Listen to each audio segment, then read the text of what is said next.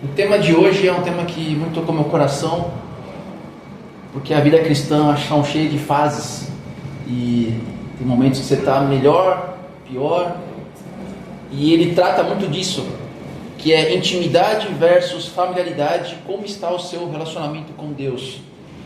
Eu estava vendo a letra dessa música que a gente cantou agora. A letra, ela demonstra uma intimidade muito grande, né? É como se estivesse falando de alguém que você conhece muito. Tem uma parte aqui que pode no homem vir a Deus, ter paz, viver, andar e ser, me fez amigo em seu verter. Não tem como você, não sei quem escreveu essa música, se ela é traduzida, também não sei, mas não tem como você escrever isso sem ter um relacionamento de intimidade com Deus, porque parece que essas palavras, elas saem do texto, e quando ela, musicalidade, quando vem a melodia, ela fala com a gente, e isso é falar de intimidade. Dificilmente você consegue cantar isso e você não refletir a sua vida com Deus. E como é que eu vou trazer essa mensagem hoje aqui, né? Que eu fiquei remoendo isso aqui, esse texto, e o nosso foco aqui é sempre trazer uma mensagem que seja contextualizada, sem que isso pareça um evangelho fofinho e nem um evangelho que não mude nada, que não gere algo no nosso coração, que não gera uma transformação. Que nosso objetivo aqui não é só agradar a gente que está aqui dentro, é trazer pessoas, nós sermos transformados e pessoas possam vir aqui e que esse culto seja entendível para essas pessoas e elas sejam transformadas pelo Evangelho e assim a gente crescer.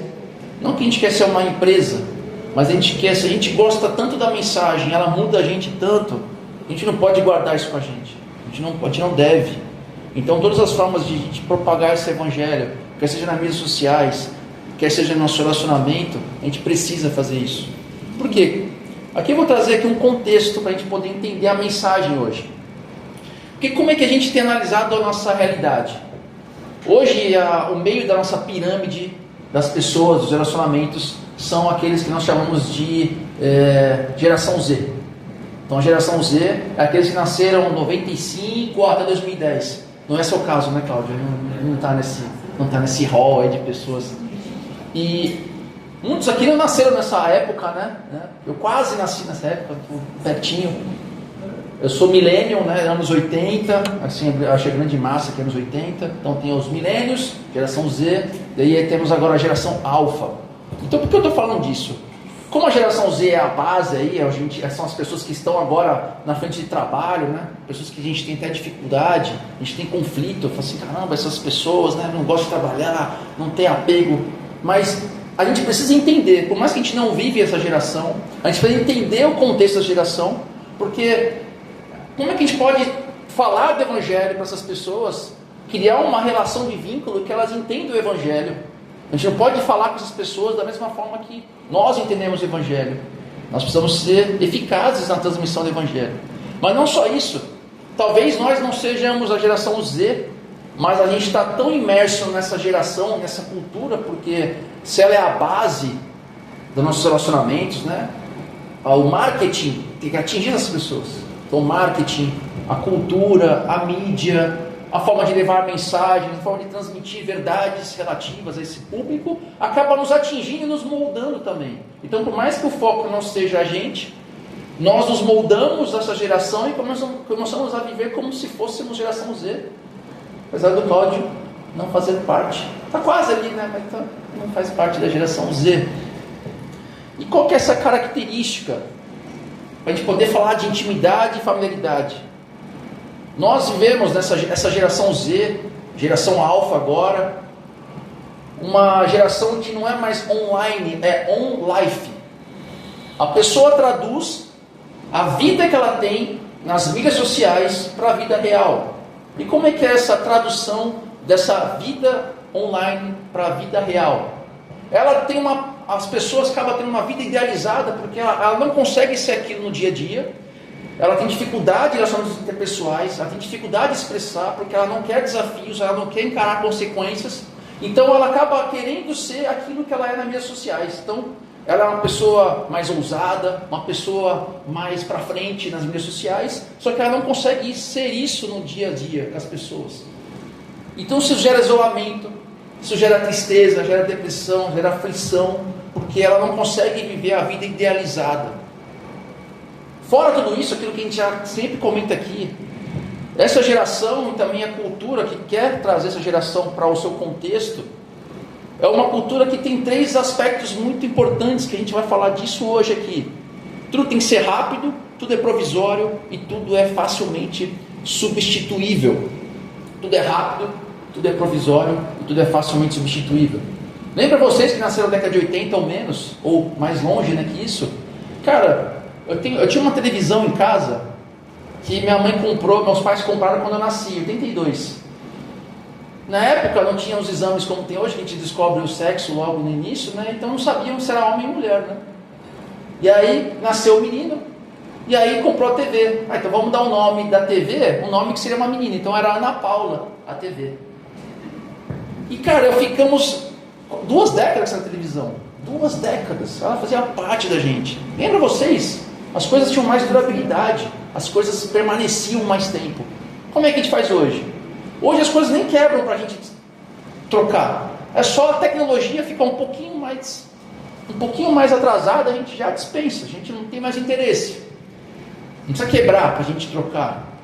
Fora a questão também do nosso ego, né? Essa geração de consumo, a qual eu já não tenho mais o iPhone 12, já não interessa mais. Eu preciso do 13. E eu nem sei se está no 14. 17 é como eu estou perdido, está no 17.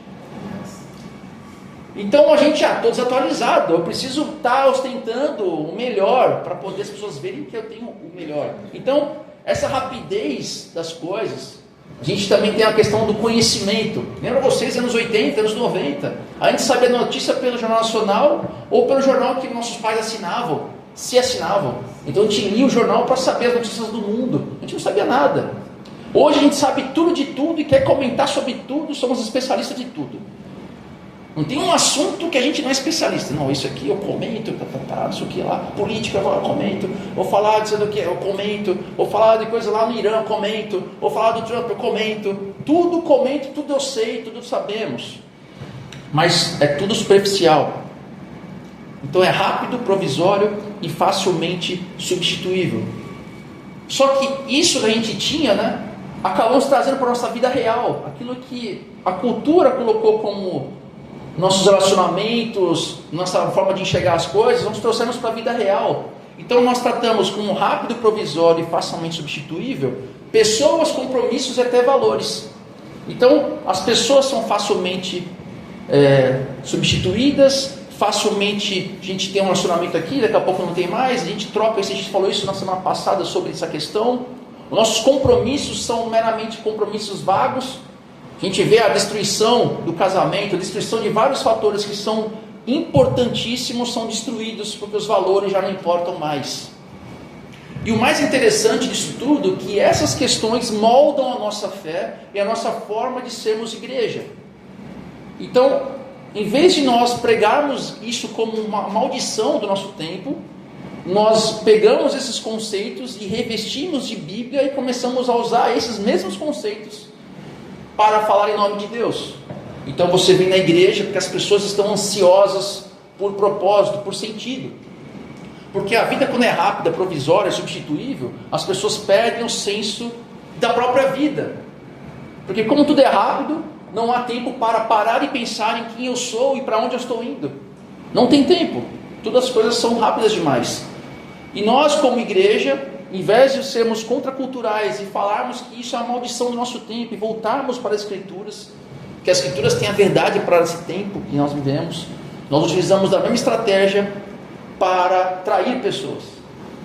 Então, você tem um propósito, você tem um sentido, e eu começo a usar conceitos que são da cultura do nosso tempo, que isso não tem problema nenhum, para trazer pessoas para a igreja, e as pessoas acabam não sendo transformadas. Então, em vez da igreja ser um local onde nós trazemos o verdadeiro significado das coisas, nós utilizamos os mesmos significados do mundo e colocamos conceitos bíblicos, e não mudamos as cabeças das pessoas. E se não mudamos a cabeça das pessoas, não mudamos o coração das pessoas, e se as pessoas não têm o coração mudado, elas não são transformadas. Então traduzimos a mesma lógica para a fé: pouca profundidade, pouco compromisso sem nenhuma transformação real. Então, se eu tenho pouca profundidade no meu relacionamento, eu vou ter pouco compromisso com esse relacionamento. E por conta desse pouco compromisso, pouca transformação real. A gente vê isso, a gente traduz os nossos relacionamentos. Eu quero falar de relacionamentos humanos para falar de relacionamento com Deus, porque para a gente entender como é que está nosso relacionamento com Deus, a gente pode olhar para os nossos relacionamentos humanos. Se os nossos relacionamentos humanos estão falhos, estão sem profundidade, estão sem compromisso, logicamente isso se traduz no meu relacionamento com Deus. Então, eu quero fazer vocês meditarem como que vocês estão nos seus relacionamentos, para que possamos entender como é que está o seu relacionamento com Deus. E tudo isso aí a gente vai permear para poder trazer uma aplicação para a gente. Então, um dos maiores sinais de pouca profundidade, de pouco compromisso e gera pouca transformação real, a gente acaba vivendo o mesmo sempre, está no nosso bem mais precioso, que nós devemos cuidar e zelar, que é o nosso tempo. O tempo é extremamente importante, porque qual que é a nossa desculpa? Costumamos dizer que não temos relacionamentos profundos por causa de quê? Falta de tempo. Não tem. Poxa, eu queria tanto ter tempo para me relacionar com o pessoal da igreja, com a minha família, com meus amigos. Eu queria ter muito. Eu queria ter muito tempo para Deus. Eu queria ter tempo mesmo de poder ler a Bíblia, de poder meditar na palavra. Eu queria ter muito tempo para orar. Eu queria muito tempo para fazer coisas legais com meus familiares, com meus amigos, poder dedicar tempo a eles. Mas não tenho. E esse não tenho não é para desculpas ruins, são desculpas boas. Nós damos boas justificativas para isso. Não, eu até queria ter tempo com a minha família, mas eu tenho trabalho, o trabalho está me consumindo, mas é o melhor que eu estou fazendo. Eu estou construindo um futuro para meus filhos. Não, eu estou numa fase de estudo, eu tenho que estudar, porque se eu não estudar, eu não vou conseguir galgar aquilo que eu desejo, e aí a minha família vai ser prejudicada. Eu estou com filhos pequenos, então eu estou focando nesse momento nisso. Eu não estou dizendo que nenhuma dessas coisas é ruim, a gente vai chegar lá na frente. Mas eu pergunto para vocês, será que nós não temos tempo mesmo? Ou será que não priorizamos o tempo naquilo que de fato é importante? Naquilo que de fato tem consequência para a nossa vida? Será que isso é uma verdade ou parte da verdade? Então eu vou trazer aqui dados científicos, porque eu tenho que provar que isso é verdade. Vamos lá, pesquisa Consumer Pills revelou algo interessante. Os brasileiros passam em média mais de 9 horas por dia conectados a redes sociais, streaming e entretenimento. 9 horas por dia, em média. Mas pode falar assim, né? Talvez alguns aqui trabalhem com a internet, precisam estar conectados. Não, eu preciso. Tem o Renato, eu acho que todo mundo aqui tem que estar conectado. Então, uma justificativa. Mas olha só, vamos agora aprofundar esse dado. Desse tempo de 9 horas, mais de 3 horas são dedicadas exclusivamente às mídias sociais. Então, 3 horas por dia dedicadas exclusivamente às redes sociais. Eu estou falando que isso é ruim. Esses dados nos classificam, nós brasileiros, como o terceiro maior consumidor de redes sociais no mundo. E esse tempo é 60% maior que a média mundial. Cara, olha só como o Brasil está envolto nisso. Então este tempo é o tempo que as pessoas gastam em média muito mais com aquilo que justifica a falta de tempo. Então as justificativas que as pessoas dão para a falta de tempo, para as coisas que são de fato importantes, elas gastam muito mais com essas coisas. Então tem uma piadinha que deve ter um erro teológico grave nela, mas é interessante a piada. Dizem que no juízo final vai ter um telão, e aí a pessoa vai se justificar perante Deus. Fala, não tive tempo, não li a Bíblia. Porque vai chegar no céu, vai ter lá Mesaque. Quem é Mesaque? Eu não sei. Mesaque, não conheço. Aí vai ver lá alguns personagens bíblicos, né? Cara, mas isso aqui eu não sei quem que é. Josias, não sei quem é. Então dizem que você não vai saber quem são. Aí vai chegar lá no telão e vai falar assim, poxa, não tive tempo, a vida foi corrida e tal. Puxa, não deu para previsar. Peraí, vamos ver a estatística sua aqui do que você fez a sua vida de tempo. Aí vai mostrar lá o tempo que você gastou. Fala assim, olha aqui, tinha tempo. Por que eu falei que tem um erro teológico aqui meio grave? Porque aí parece que a gente está tratando a salvação como obras. Mas é só uma ilustração, por isso que eu trouxe esse detalhe importante. Então esses dados nos revelam e nos mostram que o problema do brasileiro, e o crente eu coloco aqui, porque 80% dos que se dizem cristãos, o católico e o evangélico, com certeza vivem essa problemática. Então o problema do crente brasileiro, como todo mundo que crê em Deus aqui nesse bolo, não são as justificativas para a falta de tempo, mas a falta de prioridade. E aí a pergunta que eu vou trazer aqui, que vai nos envolver nessa mensagem até o final é: o nosso orçamento com Deus é de intimidade ou apenas familiaridade? Para isso a gente tem que entender os significados dos temas. E eu gosto de frisar aqui, nós às vezes perdemos o conceito. Às vezes a gente só acha o que é intimidade e a gente só acha o que é profundidade. A gente não tem o conceito afirmado. Porque se você não tem uma resposta para aquilo que você acredita ser é aquilo que você vai se trilhar nesse caminho. Então o que é ser íntimo? O que é ser profundo? O que é ser familiar? A gente tem que entender esses conceitos para poder colocar uma aplicação. Intimidade é conexão profunda, é proximidade real, é confiança, é abertura e compartilhamento genuíno. Intimidade, como é que para ser íntimo de alguém? Isso é rápido? Isso leva tempo. E esse tempo, ele precisa ter de investir tempo, não gastar tempo. E é tempo de qualidade. É um tempo que não nasce do acaso, não é uma intimidade que surge do nada. Você precisa ser intencional. O que é ser intencional? É agir com intenção. E como é que eu consigo explicar intencional com a Bíblia? Jesus foi intencional. Jesus se fez homem. E esse fazer homem foi intencional, porque ele esvaziou-se de si mesmo. Ele queria tanto fazer aquilo, ser o nosso representante humano, assim, além como o divino. Ele esvaziou-se de si mesmo intencionalmente e sofreu todas as dores por amor a nós, a você. Isso é ser íntimo, isso é ser intencional. Intimidade é você diminuir a si mesmo em busca desse relacionamento de intimidade. Porque se você quiser ser íntimo de alguém, você precisa se esvaziar um pouco de si para que aconteça. Porque dois egos juntos não se combinam. Alguém tem que se esvaziar para que gere intimidade. Então tem esforço, tem intenção, tem investimento emocional. Pessoas íntimas, elas fazem o quê? Elas caminham juntas ou separadas? Juntas. Então você praticamente sabe até o batimento cardíaco, é algo junto, algo lado a lado. E essa relação, ela transforma as duas pessoas. A nossa relação com Deus, só de nós cantarmos essa música que cantamos, ela já nos deve levar a desejar intimidade, porque Ele já se fez íntimo da gente. Agora falta nós queremos ser íntimo dele, porque há um grande problema que o mundo não entende, que fala assim: olha, para ser crente eu tenho que fazer coisas, eu tenho que ter uma lista de coisas. Não é isso. Quando você é crente de verdade, você tem um relacionamento de intimidade com Deus, e essa intimidade é tão grande que você quer agradá-lo. E esse agradar a Deus, ele te transforma e te muda, e você começa a fazer coisas que você não fazia. Existem estatísticas que eu não trouxe aqui, mas falam que nós somos muito daquelas pessoas que andam com a gente mais próximo.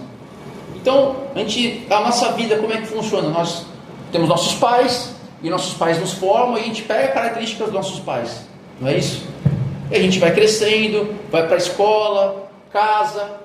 E tudo isso que a gente vai levando dos nossos relacionamentos, a gente vai levando para a nossa vida. Então, por isso que as pessoas casam, acabam mudando bastante. Porque esse relacionamento de casamento, você é mais uma pessoa te moldando. Então você já não vai ser mais aquela mesma pessoa que era no passado. Então as pessoas se moldam, se transformam, para melhor ou para pior. Isso no nosso casamento, nossos familiares, nossos amigos. Então a gente vai para a faculdade, a gente tem aquele grupo de amigos, e a gente fala que aquela tribuzinha vai se moldando, vai se transformando. Esse é um relacionamento de intimidade, que as pessoas se transformam e se parecem muito. Agora, ficou claro o que é íntimo? Será que a gente entende de fato o que é intimidade? E aí, por outro lado, o que é ser familiar? Familiaridade é reconhecer, é apenas reconhecimento, é saber quem alguém é conhecer informações dela, é saber os hábitos, saber comportamentos externos. Mas tudo isso sem ter profundidade relacional. Então eu posso saber muito do Alex, o trabalho dele, saber o que ele treina, o que ele gosta, eu posso saber um monte de coisa. A gente não sabe redes sociais, a gente segue influencers que você conhece tudo dela, sabe o que ela come, o que ela faz, o que ela treina, o que ela acha sobre vários assuntos. Só que ela não sabe nem quem você é, ela não sabe nem que você existe. Ela não sabe quem você existe. Às vezes nós achamos que, por estarmos numa igreja pequena, nós somos íntimos das pessoas. Isso não é verdade. O que eu gosto demais daqui é que somos poucos e somos íntimos. E que permaneçamos assim. Porque eu já fiz parte de uma comunidade que era do mesmo nível que essa aqui, poucas pessoas. Só que as pessoas eram familiares, não eram íntimas. Elas não queriam andar a segunda milha com essas pessoas para mostrar quem são, ser sinceras. Elas tinham medo de mostrar quem eram, porque quando você mostra quem você é, pode gerar problema. E aí é intimidade, porque você ser quem você é gera problema no relacionamento. Só que é isso que nós temos que ser, porque é assim que você se transforma. Então a minha forma de ser, às vezes direta, às vezes mal educada, não é certo. E no relacionamento humano, íntimo, o oposto me transforma e me muda, isso me faz ser outra pessoa. E aí isso acontece mutuamente. Agora a antifamiliaridade não. A gente treta, a gente tem um problema, e aí, por não ter intimidade, a nossa familiaridade acaba quebrando ainda mais os laços. Então, em vez de nós juntarmos, sermos íntimos, perdemos os laços e nos afastamos. Então não importa, você sabe tudo da pessoa, sabe o checklist, eu sei tudo de vocês, mas não importa. Não somos íntimos, isso é familiaridade. E isso é uma coisa que não só nós vemos aqui, mas a nossa cultura impõe isso para nós. A cultura quer transformar intimidade em familiaridade, e a gente acha que isso é intimidade. Sermos uma igreja é um organismo vivo, mas podemos ser uma igreja meramente de pessoas no mesmo lugar, um conglomerado de pessoas na igreja. Cara, isso na igreja. Um conglomerado de pessoas num lugar, a gente pode ir para outro lugar, pode ser um show, pode ser qualquer coisa. Agora, no lugar de intimidade, isso não pode acontecer. Não podemos achar isso que é intimidade. E a gente faz exatamente isso com Deus, porque se nós experimentamos isso nos nossos relacionamentos humanos, nós vamos fazer como com Deus? Diferente? Não, você vai fazer igual. Então não importa se você frequenta a igreja, canta louvor, levanta a mão, sabe as histórias, tem a linguagem bíblica, experimenta sensações. Olha, eu tive uma sensação, paz interior. Olha, eu senti o chão tremer. Você pode fazer o que você quiser. Eu não estou falando que isso é bom ou que é ruim, né? Eu creio em vários movimentos, mesmo sendo reformado, eu creio que as coisas continuam a serem feitas e realizadas. Eu não sou aquele cara que, não, isso foi só na igreja de Atos e acabou. Continua e vai continuar até o fim. Mas tudo isso não é garantia que você é íntimo de Deus. Porque todas essas questões são subjetivas. Se isso não gerar uma transformação em você, e você querer ser íntimo de verdade de Deus, isso foi só um momento. É uma familiaridade religiosa. É uma rotina religiosa que você tem. Você não sabe que ainda é íntimo. E o que é relacionamento íntimo na perspectiva bíblica? Então alguns podem dizer de várias formas que intimidade é ler Bíblia, é orar, é ter um relacionamento mecânico com Deus. Assim, então a partir de hoje eu vou separar um tempo e vou ler a Bíblia, eu vou criar um método, até os métodos que eu ensinei, eu vou fazer aquele método que o Paulo ensinou no curso e tal. Isso é bom, é positivo, vai gerar transformação, mas isso não é intimidade ainda. Porque você pode ter uma religiosidade. Olha só que louco, a sua rotina bíblica, a sua rotina pode ser religião, não pode ser um relacionamento. Então você pode até tratar a sua doutrina, o seu momento com Deus como um momento mecânico, e isso não gerar nenhuma transformação.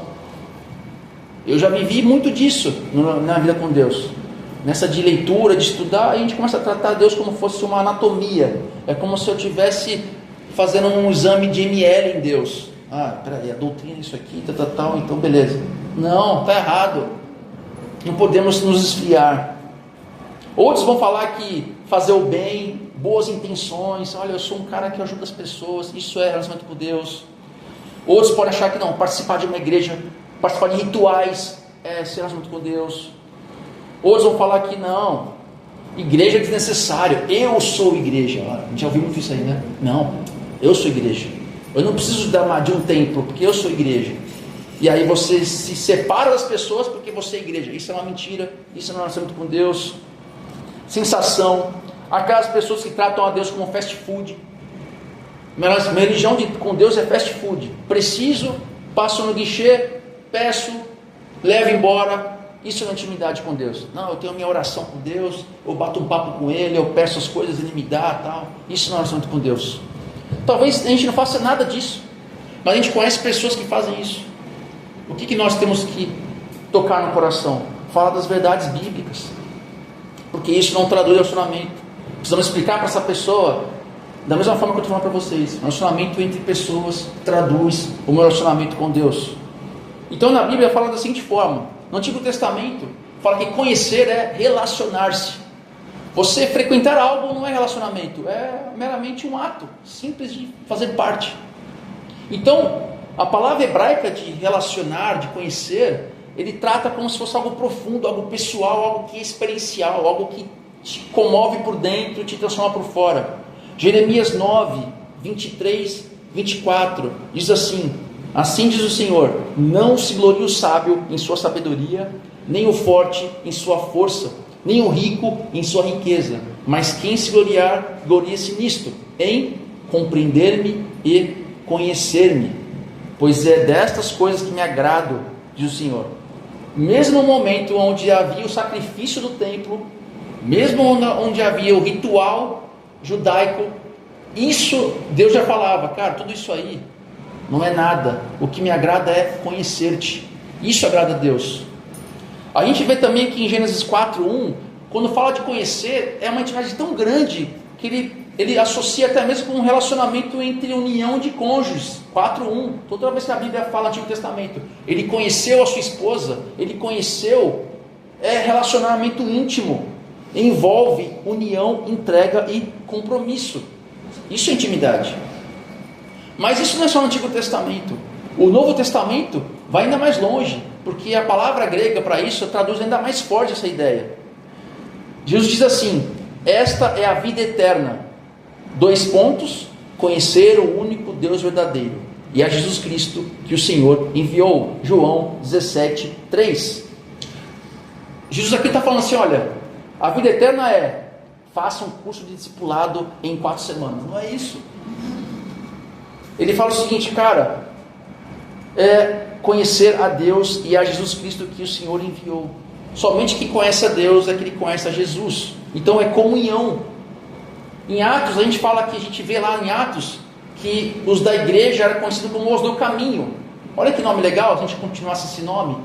Em vez de ser evangélico, seria os do caminho. Dá um senso de continuidade, aonde para ser eu preciso estar junto. É vida real. E o apóstolo Paulo, ele continua nessa mesma forma. Em Filipenses 3:8, ele fala o seguinte, cara, ele afirma que tudo perdeu o valor diante da suprema grandeza de conhecer Cristo. E essa suprema de conhecer Deus e Cristo transformou ele. Ele virou outra pessoa, porque ele teve um contato direto com Deus. E isso transformou a prioridade, os valores. Ele não precisou mudar primeiro para ter relacionamento íntimo. A intimidade que gerou a transformação nele. Então, usem isso. Paulo é o maior exemplo. Ele não parou porque ele seguiu uma regra. Não, ele parou de perseguir, ele parou de querer matar as pessoas pelo zelo, como fariseu, para poder ser íntimo de Deus. Não. Primeiro ele foi íntimo de Deus e Deus o transformou para ser o que ele era. O que ele foi, né? Por isso a Bíblia afirma com tanta clareza: quem diz que conhece a Deus, mas não vive em obediência, está enganado. 1 João 2, 3 e 4. Então, intimidade com Deus nunca é apenas uma experiência mística. Esse é o grande perigo.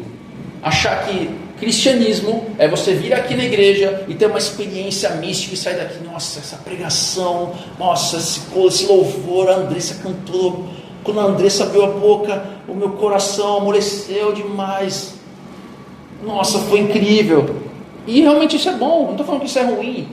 Muitas pessoas abdicam, eu sou do meio reformado, falo assim, não, o culto tem que ser uma liturgia padrão, que nada possa influenciar o momento com Deus. Não acredito nisso.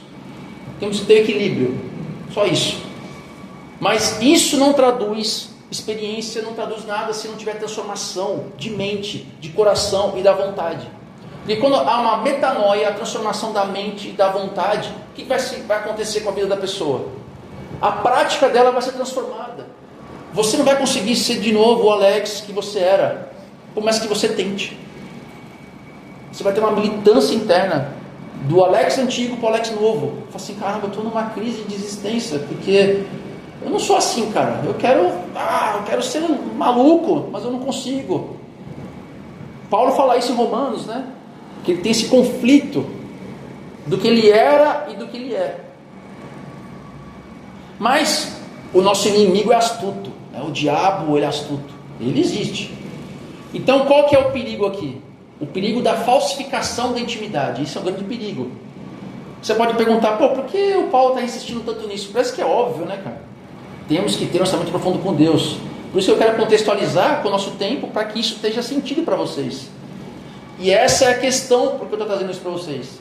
Talvez vocês ouviram isso aí já milhões de vezes. Olha, vocês têm que ter um relacionamento profundo com Deus. Abram as suas Bíblias em texto tal. Aí você ouve, já ouvi isso 10.000 vezes. Mas eu vou te falar uma seguinte coisa. Será que você de fato sabe o que é profundidade de relacionamento com Deus? Talvez você tenha pressupostos errados de que é ser profundo. Então, por que eu digo isso? Que o maior perigo da fé hoje não é você negar explicitamente que Deus existe. É você ter uma falsificação de intimidade onde você acha que conhece Deus. Então o diabo, ele não quer tirar você da igreja. Eu quero fazer uma associação com uma guerra. Tem 2 exércitos inimigos combatendo. Qual que é o foco do inimigo? É matar o inimigo? Não, é deixar você ferido. Por que deixar ferido? Porque ninguém vai abandonar você lá ferido. Vai precisar de pessoas para te levar, ninguém vai te abandonar. Então, é mais uns 3 caras que vai estar na pendência de carregar o ferido. É 2 carregando, mais o enfermeiro, o médico, para salvar essa vida. Então, com uma pessoa ferida, ele destrói 4, 5. E é mais ou menos isso com Deus. Ele não quer tirar você da fé. Ele quer você aqui dentro, só que sem relacionamento com Deus, porque você é um ferido e outras pessoas podem ser influenciadas negativamente por você. E o pior de tudo, você ainda vai ser um missionário do inimigo lá fora, porque como você tem um relacionamento frágil com Deus, um relacionamento que não sabe o que é profundidade, você vai dar um mau testemunho lá fora, que você vai ser um missionário do inimigo. Olha que maravilha. Você vai fazer missões, só que missões para o inimigo. Aí você vai fazer um desserviço para o evangelho, porque é o que eu prego aqui. Você vai ser um sal no saleiro, tão igual ao cara do mundo, que vai falar assim, cara, eu não quero ir para a igreja, eu prefiro assistir um jogo de futebol, fazer qualquer coisa. Porque ser igual a esse cara, eu prefiro ficar aqui. Então você é um missionário, porque o diabo falsificou a intimidade e você está perdido nela. Isso acontece. E essa falsificação acontece por 2 meios. Primeiro, distração pela omissão. Somos mantidos ocupados no consumo. Voltando ao assunto inicial lá. Rapidez, superficialidade, falta de profundidade. Então, nós somos imersos pelo consumo. Mas eu não sou um cara de comprar coisas. Vamos imaginar assim, né? Porque o cara tem a visão de consumo que é comprar. Eu não compro, eu sou um cara simplão, eu não compro nada da Insider, eu compro camiseta ali no Brás e tal, eu sou um simplão, o relógio é simples. Não, cara, você está enganado, consumo é tudo. É consumir a sede de informação, sede de saber mais, de conhecer mais, de ver tudo, saber sobre tudo. Então você gasta esse tempo no feed, gasta esse tempo no YouTube, para querer saber mais e mais e mais. Isso você fica imerso, porque são informações que não trazem informações relevantes. Então você fica imerso no entretenimento que não te aprofunda em nada. Eu vou nos meus pais, é aquela loucura de ver o dia inteiro da Atena, ver aquelas porcarias na televisão. Eu falei, mãe, pai, você não está aprendendo nada com isso aí. Você só vê a dor dos outros e você não para pensar sobre as suas próprias dores. Você só vê a dor dos outros. E ela vai sendo transformada por isso, a pessoa vai amargando com essas informações. Então não é só isso. Entretenimento, redes sociais, preocupações cotidianas, tudo isso é consumo a qual você fica imerso nisso. E aí aos poucos você vai relegando Deus a pequenos espaços da agenda. Então você reserva Deus para pequenos espaços que você, quiçá, consegue cumpri-los. Então você acha que um pouco de fé, um pouco de culto, um pouco de oração é profundidade. Aí, como você não tem referência, você trata o seu relacionamento com Deus como ser isso profundo. É esse o perigo. Então você acha que esse pouco de Deus é profundo, porque o nosso evangelicalismo é raso. Então quando você nivela sobre os outros crentes, quando você faz isso, você fala assim, caramba, você vai ser igual o fariseu orando, caramba, mas eu não sou igual a esses crentes não, viu? Porque eu oro, eu leio a Bíblia, eu compartilho o Instagram, eu faço muita coisa. E aí você se baseia nesse evangelicalismo raso, e você se considera profundo e íntimo de Deus. Esse é o grande perigo. Mas por outro lado, você pode ter um outro perigo que te distrai, que é o ativismo religioso. Então, um outro nível é, cara, como padrão de medida para avaliar a minha intimidade com Deus, eu analiso o que eu faço. Falo assim, caramba, eu estou fazendo um monte de coisa na igreja. Eu estou fazendo um monte de coisa, eu estou nas crianças, eu estou não sei o que, eu canto, eu estou até dando aula, e caramba, eu faço isso, faço aquilo outro. Então você analisa seu relacionamento de intimidade com Deus com coisas da igreja. Então, por vezes nós fazemos muitas coisas para Deus, mas quase nunca estamos com Deus. Conheço muita gente que é fiel de um ministério. Ele é fiel do ministério, mas não o Deus do ministério. Não, eu sou do coral, eu vou cantar no coral, você das quantas, te viaja com coral. Mas para conhecer a pessoa de verdade, ela não reflete Jesus em nada. Ela faz parte de um coral, ela ensaia, canta, faz viagens, mas ela não traduz o evangelho real. É mais uma pessoa que faz parte de um grupo de música que, por coincidência, canta sobre Jesus. Não transforma ela. Então, às vezes, a gente cria um checklist espiritual. Culto, louvor, serviço, eventos, e a gente acha que isso é evangelho. A gente volta à nossa vida comum e não somos transformados. Isso é bom, não é ruim, esses relacionamentos. Mas se isso não te gerar intimidade, é mera religiosidade. Então, isso é o que eu gosto de falar. Eu traduzo essa visão do ativismo religioso como ateísmo cristão. Você fala de Deus, canta de Deus, mas vive como se ele não existisse. Então você é um ateu cristão. Louco, né, gente, pensar isso, ateu cristão. Você não nega Cristo de forma interna direta. Fala, não, jamais. Alguém conhece algum crente em sã consciência que fala assim, você crê em Deus?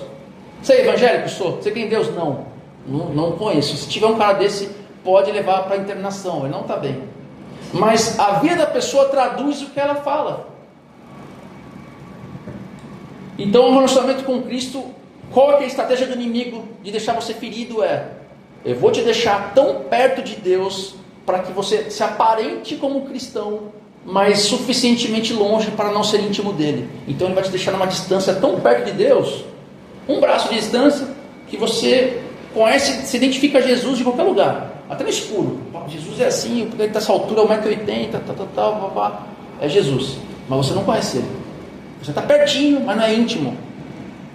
Jesus é quase uma influência para você. Você conhece tudo de Jesus, mas não é íntimo dele. E quando Jesus fala que não é íntimo, ele fala, cara, apartai-se de mim. Mas, para a gente encerrar aqui e eu não ultrapassar o tempo, aplicação. Como nós podemos identificar essa fonte e assim mudarmos? Então, eu vou trazer 4 pontos para nós identificarmos a fonte e transformarmos. Primeiro, familiaridade gera incredulidade. Intimidade gera fé. Ser familiar de Cristo é incredulidade. Agora, ser íntimo, isso é fé que gera em nós. E em Marcos 6, de 1 a 6, nós vemos Jesus sendo rejeitado aonde? Em Nazaré, aonde ele cresceu. Ele foi rejeitado onde cresceu. Olha o que eles falaram no texto. Não é este o carpinteiro, filho de Maria, irmão de Tiago, José, Judas e Simão? Ou seja, estavam familiarizados com Jesus. Viram ele crescer, sabiam de quem ele era, mas não tinham fé nele. E o que aconteceu nesse público? Eles foram impedidos de ter um milagre. Olha só que louco. A familiaridade impediu deles verem milagres, verem Jesus agir naquele lugar. Será que nós estamos dessa forma? Olha que eu sou reformado, hein? Estou falando aqui bem pentecostal. Esse relacionamento de falta de intimidade impede de você de ver milagres. Então saber quem Jesus é não é suficiente. Você pode conhecer a Bíblia de cabo a rabo, saber cantar todos os livros da Bíblia, a musiquinha, dos 66 livros da Bíblia, mas isso não adianta nada.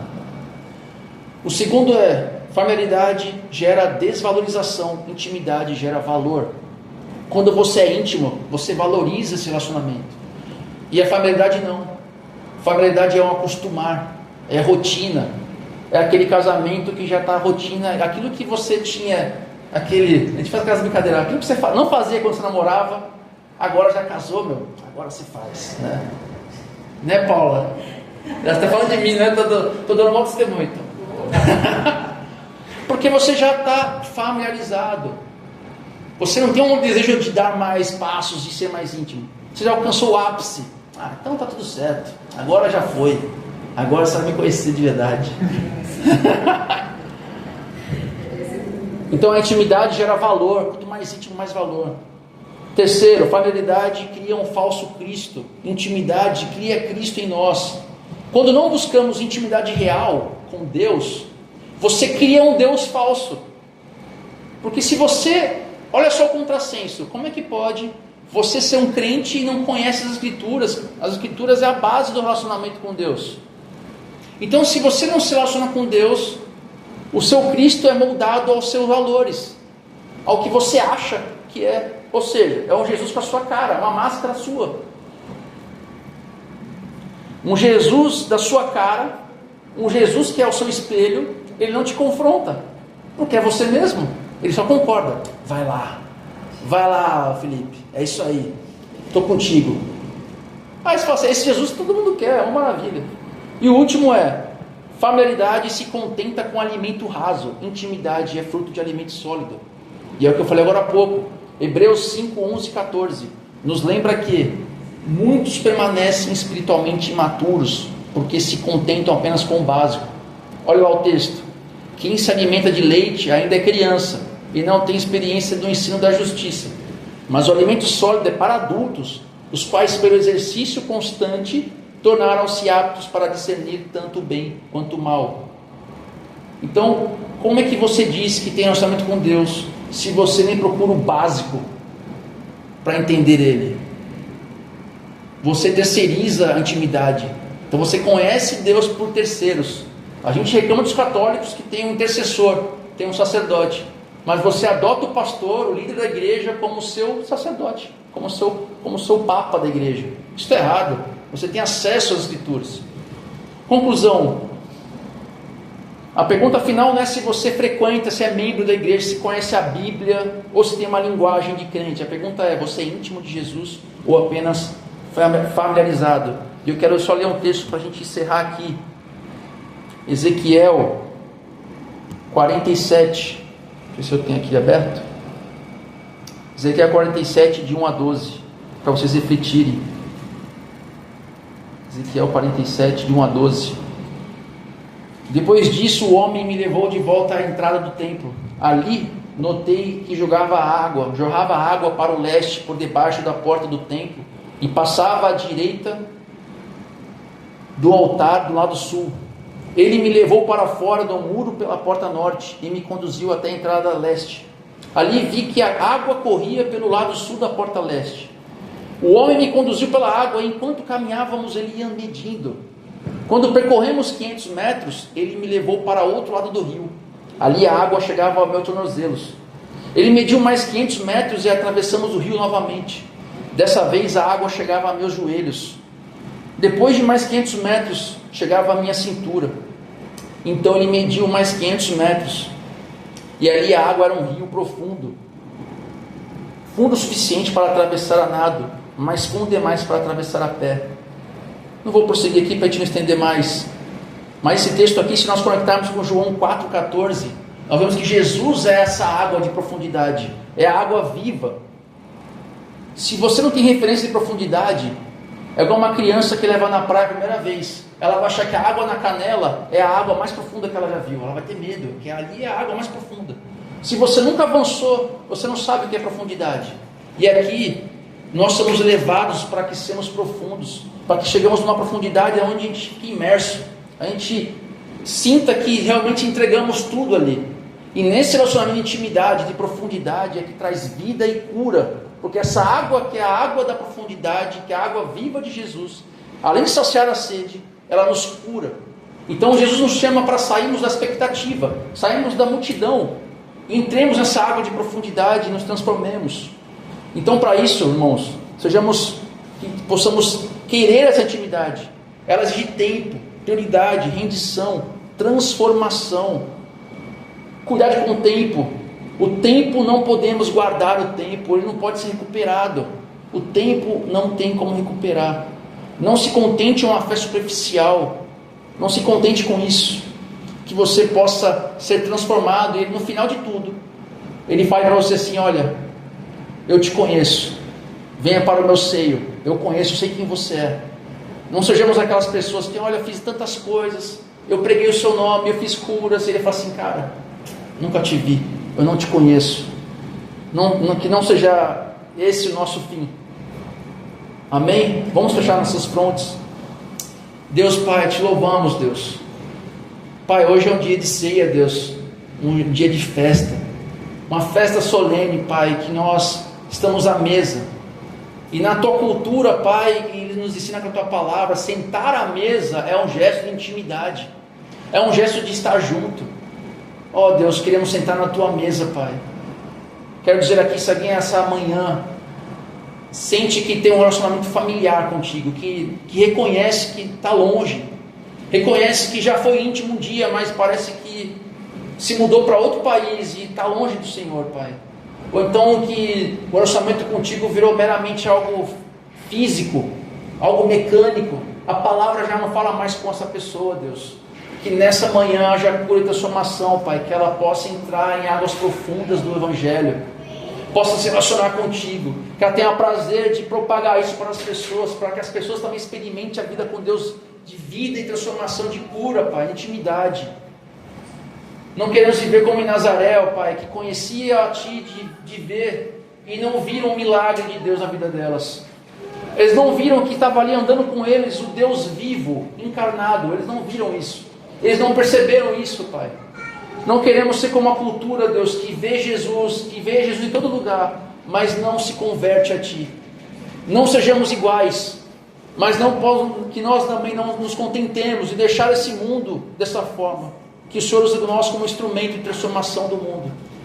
Se nessa manhã hoje aqui alguém está fazendo uma oração, que ore comigo assim: Deus, em nome de Jesus, eu entrego a vida a Ti. Eu quero ser íntimo do Senhor, Deus.